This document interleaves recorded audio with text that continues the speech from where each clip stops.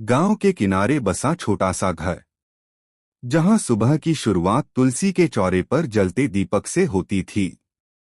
उस घर की रौनक थी शारदा देवी।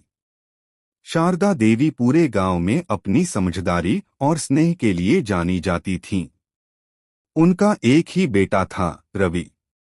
बचपन से ही उन्होंने रवि को अच्छे संस्कार दिए थे। जब रवि की शादी नंदिनी से हुई तो पूरे गांव में चर्चा थी कि देखो, शारदा देवी को कितनी सुंदर और पढ़ी लिखी बहू मिली है। नंदिनी शहर में पली बढ़ी थी, आधुनिक सोच, नए विचार, पर मन से बहुत सरल। शादी के बाद जब वह पहली बार ससुराल आई तो मन में थोड़ा डर था। उसने सुना था कि सास और बहू का रिश्ता अक्सर तकरार से भरा होता है।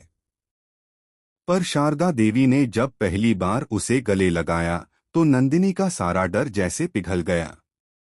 बेटी, ये घर अब तुम्हारा है, शारदा देवी ने मुस्कुराते हुए कहा। नंदिनी की आंखों में आंसू आ गए।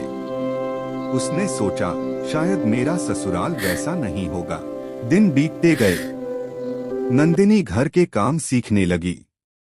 शारदा देवी उसे हर काम प्यार से सिखाती, अचार डालना, पूजा की थाली सजाना, रिश्तेदारों का मान सम्मान करना। कभी कभी छोटी मोटी नोकझोंक भी हो जाती, पर शारदा देवी हमेशा समझदारी से बात संभाल लेती। बहू, घर चलाने के लिए धैर्य सबसे जरूरी है, वे कहती। धीरे धीरे नंदिनी को एहसास हुआ कि सास केवल घर की मुखिया नहीं, बल्कि एक मार्गदर्शक होती है। एक दिन शारदा देवी की तबीयत अचानक बिगड़ गई। पूरे घर में चिंता का माहौल छा गया। डॉक्टर ने कहा कि उम्र ज्यादा होने के कारण उनकी हालत नाजुक है। नंदिनी दिन रात उनकी सेवा में लगी रही। उसने पहली बार महसूस किया कि वह अपनी सास से कितना जुड़ चुकी है। कुछ ही दिनों में शारदा देवी इस दुनिया को छोड़कर चली गईं। घर में जैसे सन्नाटा छा गया। शारदा देवी के जाने के बाद घर वही था, लोग वही थे, पर रौनक कहीं खो गई थी। सुबह तुलसी के पास दीपक जलाने वाला कोई नहीं था। रसोई में अब वह सौंधी खुशबू नहीं आती थी। रवि भी चुप चुप रहने लगा। नंदिनी को अब समझ आया, ससुराल सिर्फ एक घर नहीं होता, उसे घर बनाने वाली सास होती है। वह अक्सर सोचती, अगर माँ जी होती तो मुझे यह निर्णय लेने में मार्गदर्शन देती। अगर माँ जी होती तो घर में यह खालीपन न होता। एक दिन नंदिनी ने आईने में खुद को देखा। उसे लगा जैसे शारदा देवी की परछाई उसमें दिख रही हो। उसने तय किया कि अब वह इस घर की रौनक बनाए रखेगी।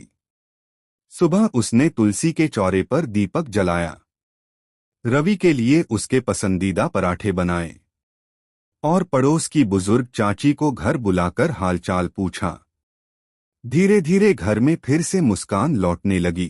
कुछ साल बाद जब नंदिनी खुद सास बनी तो उसने वही संस्कार अपनी बहू को दिए जो शारदा देवी ने उसे दिए थे।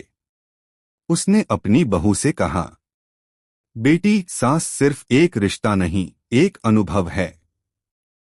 मैं चाहती हूं कि तुम्हें कभी ये महसूस न हो कि ससुराल में तुम्हारा अपना कोई नहीं। सास बिना ससुराल अधूरा लगता है, क्योंकि सास ही वह धुरी होती है जो पूरे परिवार को जोड़े रखती है। समय के साथ रिश्तों की जिम्मेदारी बदलती रहती है। आज जो बहू है, कल वही सास बनेगी। अगर सास और बहू एक दूसरे को माँ और बेटी की तरह अपनाएं तो हर ससुराल स्वर्ग बन सकता है।